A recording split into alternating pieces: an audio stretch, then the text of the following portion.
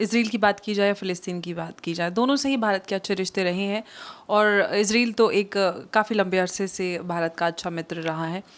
लेकिन जिस तरह से आतंकी हमला हमास ने किया, क्योंकि हमास जो है वो एक ग्लोबली रिकग्नाइज्ड टेरर आउटफिट है, और जो हमला उन्होंने किया इसराइल के आम नागरिकों पर, उसकी निंदा सबको करनी चाहिए और सब लोग करें। धर्म और जाति से ऊपर उठकर हमें इस आतंकी हमले की निंदा करनी चाहिए। और भारत हमेशा से आतंक के खिलाफ रहा है, और भारत की जो जंग काफ़ी लंबे अरसे से आतंक के खिलाफ रही है, उसी को देखते हुए प्रधानमंत्री मोदी का एक क्लियर स्टैंड अभी फ़िलहाल नज़र आया है। देखिए, मुझे लगता है कि नफ़रत का अंत होना बहुत ज़रूरी है। अगर आप किसी भी समस्या का समाधान चाहते हैं तो नफ़रत से तो उसका समाधान नहीं होता, और ना ही आतंक से कोई हल निकल सकता है। तो यहाँ पर जो हमास को इतना ज़्यादा ग्लोरीफाई किया जा रहा है कि हमास एक हक की लड़ाई लड़ रहा है, उन लोगों से ये सवाल करना चाहिए कि क्या उन्होंने फ़िलिस्तीनियों के साथ किया, क्या उनके इस कदम की वजह से फ़िलिस्तीनियों को जो भुगतना पड़ रहा है उसके ऊपर कोई सवाल नहीं किया जाएगा। प्रधानमंत्री मोदी ने बिना वक्त गवाए, बिना आगर मगर किए हमास का जो हमला इसराइल पर हुआ उसकी पूरी तरह से निंदा की, और कहा कि भारत आतंकवाद के विरुद्ध इसराइल के साथ है। लेकिन दूसरी तरफ आप देखिए, कांग्रेस का ट्वीट आते आते बहुत वक्त लग गया, और वो दोनों को मिला जुला के उन्होंने एक बैलेंस सा अपना एक व्यूज़ दिया।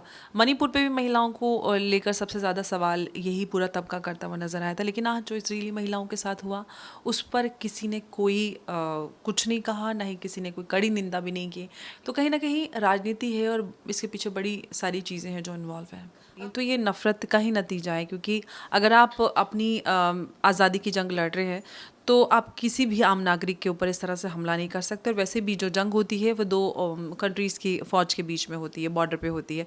ऐसा कुछ नहीं हुआ, हमास ने इन्वेड किया इसराइल के अंदर, और जो आम नागरिक हैं उनको टारगेट किया। ये पूरी तरह से एक आतंकी हमला है। एक तरफ और फिलिस्तीन और इजराइल की जो है वो जंग जारी है, हमास की तरफ से पहला हमला किया गया और भारत सरकार ने अपना क्लियर स्टैंड जो है वो सामने रख दिया है। प्रधानमंत्री नरेंद्र मोदी ने इजराइल का समर्थन किया है, पर इसके बावजूद भी हमारे देश में जो है वो फिलिस्तीन के लिए नारे लगाए जा रहे हैं। और इसी के साथ अगर हम बात करें कि हमास को आतंकी मानने के लिए आखिरकार कुछ लोग क्यों राजी नहीं है, इस पर क्या सोचती हैं आप? आपकी वक्तव्य क्या है?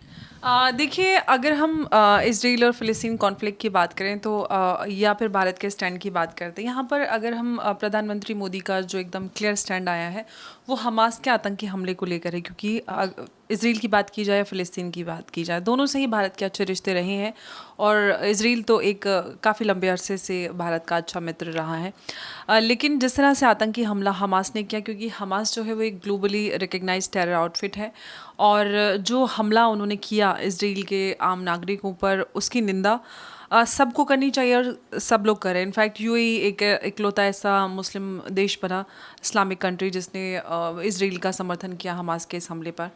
तो मुझे लगता है कि धर्म और जाति से ऊपर उठकर हमें इस आतंकी हमले की निंदा करनी चाहिए। और भारत हमेशा से आतंक के खिलाफ रहा है, और भारत की जो जंग काफ़ी लंबे अरसे से आतंक के खिलाफ रही है, उसी को देखते हुए प्रधानमंत्री मोदी का एक क्लियर स्टैंड अभी फ़िलहाल नज़र आया है।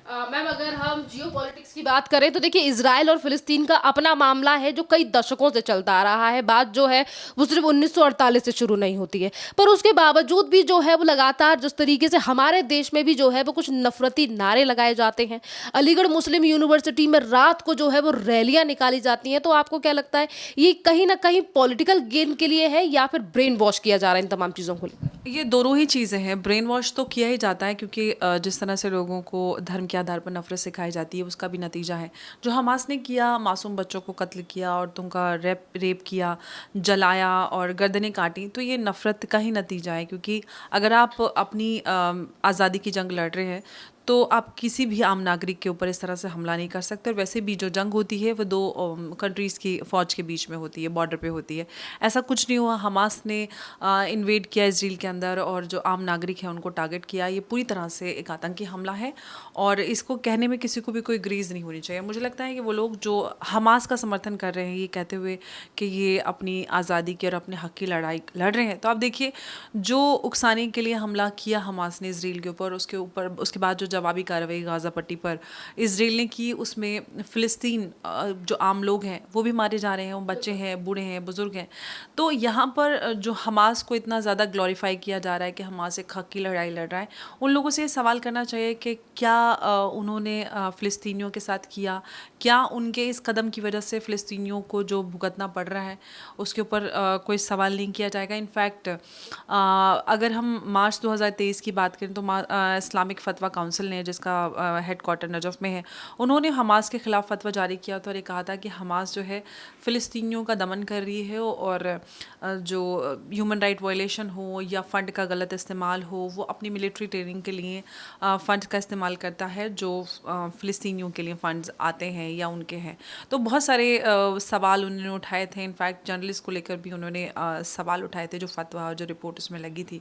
सवाल यही है कि जिस तरह से उसमें ये कहा गया था कि जो मुसलमान हमास को सपोर्ट करते हैं, चाहे आइडियोलॉजिकली या पैसे के थ्रू, किसी भी तरह से सपोर्ट नहीं करना चाहिए क्योंकि हमास उसका गलत इस्तेमाल करता है। हमास का अपना एक एजेंडा है। हमास इसराइल पे अगर अभी तो ये देखिए ये फ़िलिस्तीन गाज़ा पट्टी ये चाहते हैं कि हम इस पे फ़तह हासिल कर लें। फिर उसके बाद अगर आप हमास के चार्टर की बात करते हो तो उनका मकसद है दुनिया पे फ़तह हासिल करना। ये तो 1 by 1 है। तो ये एक ख़तरनाक आइडियोलॉजी है और हमें इसको समझते हुए, क्योंकि ये पूरी दुनिया के लिए एक बड़ा ख़तरा है और हमें ये समझना बहुत ज़रूरी है कि हमास जैसी जो आतंकी क्रूर मानसिकता है उसको ख़त्म करना बहुत ज़रूरी है। मैम फिर क्या कहेंगी ऐसे लोगों के लिए जो सिर्फ और सिर्फ हमास का समर्थन इसीलिए कर रहे हैं, ये कहते हुए कर रहे हैं कि ये जो है वो अपने हक की लड़ाई लड़ रहे हैं, बिना ये देखे कि आखिरकार शुरुआत कहाँ से हुई और क्यों आखिरकार सुबह के टाइम पर जो है वो हमला किया गया इजराइल के ऊपर। और वहीं कुछ पाकिस्तानी हैं और भारत के भी कुछ लोग जो हैं वो लगातार सोशल मीडिया पर ये लिखते हुए नजर आ रहे हैं कि हैप्पी अक्टूबर। अक्टूबर को लेकर इस तरीके से बातें की जा रही हैं क्योंकि अक्टूबर में हमला किया गया। ये बहुत शर्म की बात है। इसमें कहने में कोई भी शर्म की बात नहीं है। मुझे लगता है कि वो लोग जो इस तरह से सेलिब्रेट कर रहे हैं उनको दूसरी तरफ देखना चाहिए कि हमास के इस हमले की वजह से जो मुसलमान भाई फ़िलिस्तीन में उनके साथ क्या हो रहा है। आप उनको भी कह रहे हैं कि बच्चों के साथ क्या हो रहा है, लेकिन किसकी वजह से हो रहा है? हमास ना इस तरह से इसराइल को उकसाता और ना ही इसराइल इस तरह से जवाबी कार्रवाई करता। लेकिन हमास को ख़त्म करना और इस तरह की मानसिकता को ख़त्म करना बहुत ज़रूरी है दुनिया में इंसानियत के लिए।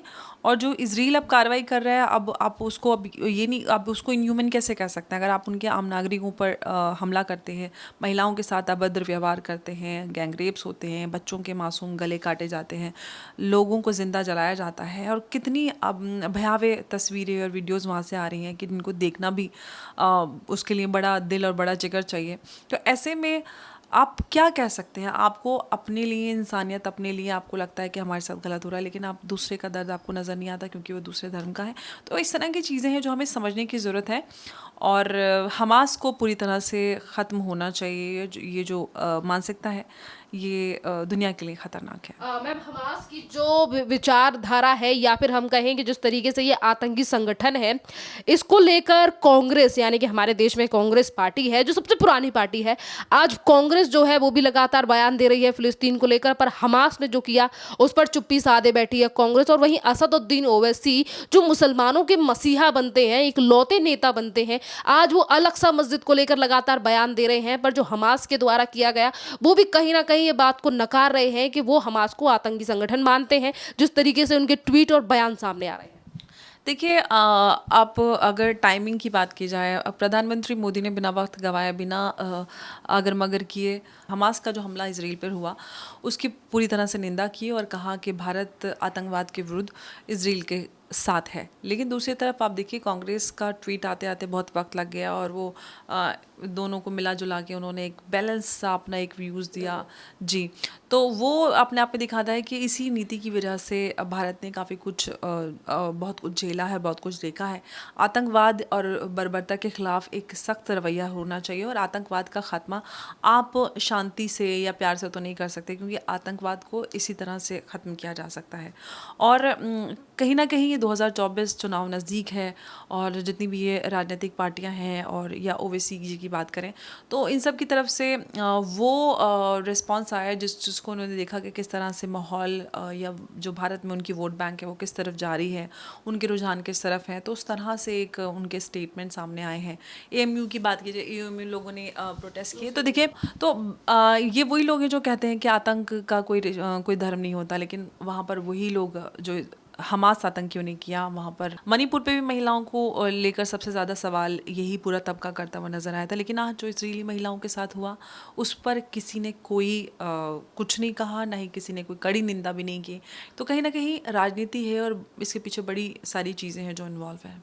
मेरा मैम एक ये भी सवाल है, जैसा कि अभी आपने कहा कि 2024 में चुनाव आने वाले हैं, इसीलिए पॉलिटिकल पार्टियां जो हैं वो इसीलिए इस तरीके के बयान दे रही हैं क्योंकि सिर्फ और सिर्फ वोट के लिए, क्योंकि उनको लग रहा है कि उनका जो तबका है जो वोट चाहिए वो किस तरफ जा रहा है। मैम एक सवाल ये भी है कि जितने भी भारतीय हैं या फिर हम कहें कि भारतीय मुस्लिम जो हैं जो ये कह रहे हैं कि हमास को लेकर कह रहे हैं कि वो अपने हक की लड़ाई लड़ रहा है, या फिर वो हमास पे भी चुप्पी साधे बैठे हैं, कल को अगर ये फिलिस्तीन जाते हैं या फिर ये हमास के सामने पड़ते हैं तो क्या हमास जो है वो ना भाई की तरह ट्रीट करेगा या फिर एज अ इंडियन देखेगा? जिस तरीके से धर्म को पहले देखा जा रहा है और कंट्री को पहले नहीं देखा जा रहा कि आखिरकार भारत का स्टैंड है कहाँ, भारत की सरकार का स्टैंड कहाँ है? देखिए सबसे पहली बात तो ये होती है जो सरकार की नीति होती है उसको उसका पालन करना किसी भी जो देश में संस्थाएं होती हैं वो उनका संवैधानिक कर्तव्य होता है और उनको मानना ही होता है। जैसे अलीगढ़ में हुआ वो असंवैधानिक है, आप जो देश की नीति है उसको आप सबको मानना है। दूसरी बात ये आती है कि हम सब भारतीय हैं, कोई क्रिश्चियन है, कोई हिंदू है, मुसलमान है, लेकिन हमें देख के कोई ये नहीं कह सकता अगर जब तक हम खुद ना बताएं कि हम हिंदू हैं, मुसलमान हैं। हम सब देख के ये कहेंगे आप इंडियन हैं। आप किसी दूसरे देश जाइए तो आप लोग आपको यही कहते हैं सबसे पहले कि आप इंडियन हैं। तो ये जो एक नेचुरल पहचान ऊपर वाले ने देकर हमें भेजी है तो हम उससे तो भाग नहीं सकते। सबसे पहले हम भारतीय हैं और हमें ये नहीं भूलना चाहिए। और अगर कोई भी देश विरोधी ताकत या कोई भी आतंकी हमें अगर कहीं पे भी गॉड फॉरबिड कुछ ऐसा होता है तो वो हमें भारतीय समझकर ही मारेगा। इनफेक्ट 26/11 में आपको सबको याद होगा 26/11 में क्या हुआ था, उसमें बहुत सारे लोग मारे गए थे। मुसलमान आतंकियों ने हमला किया था तो क्या उसमें मुसलमान नहीं मारे गए थे? बहुत सारे मुसलमान मारे गए थे। तो उनके लिए आप भारतीय हैं और भारतीय ही रहेंगे।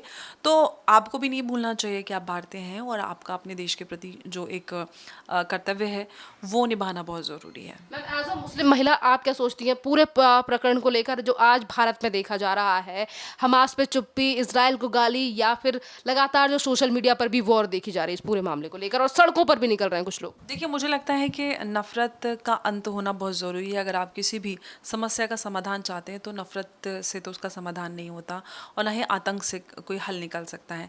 तो सबसे पहले तो जो जूस के लिए या किसी और के लिए आप इतनी नफ़रत रखते हैं उसको थोड़ा कम कीजिए, तभी उसके बाद कोई समस्या का समाधान या हल निकल सकता है। और अगर आप अपने लिए शांति की या अपने लिए इंसाफ की बात करते हैं तो दूसरा भी इंसान है, उसके साथ भी अगर गलत हो रहा है तो आपको कम से कम उसको कंडेम तो करना चाहिए, लेकिन आप जस्टिफिकेशन उसका कर रहे हैं तो ये बहुत ही शर्मनाक है। मैम इंडिया में कहीं ना कहीं ये कहा जा रहा है कि ये धर्म की लड़ाई है। धर्म की कहाँ से लड़ाई है? या तो आप कहेंगे धर्म की लड़ाई है या इंसानियत की लड़ाई है। और हमास कहाँ से धर्म की लड़ाई लड़ रहा है? कौन सा धर्म कहता है कि आप मासूम बच्चों के गले काट दीजिए, महिलाओं को आप बेआबरू करके सड़कों पे उनकी डेड बॉडी को आप परेड करवाइए? ये किस तरह का धर्म है? ये धर्म तो नहीं है, इंसानियत तो नहीं है। जो कुछ भी पूरी दुनिया ने देखा इंसानियत के खिलाफ जो कृत्य हमास ने किया उसको कुछ तरह से कोई जस्टिफाई कर ही नहीं सकता। दुनिया में कोई शब्द ही नहीं बना कि हमास के कृत्य को जस्टिफाई किया जा सके। बहुत बहुत धन्यवाद मैम।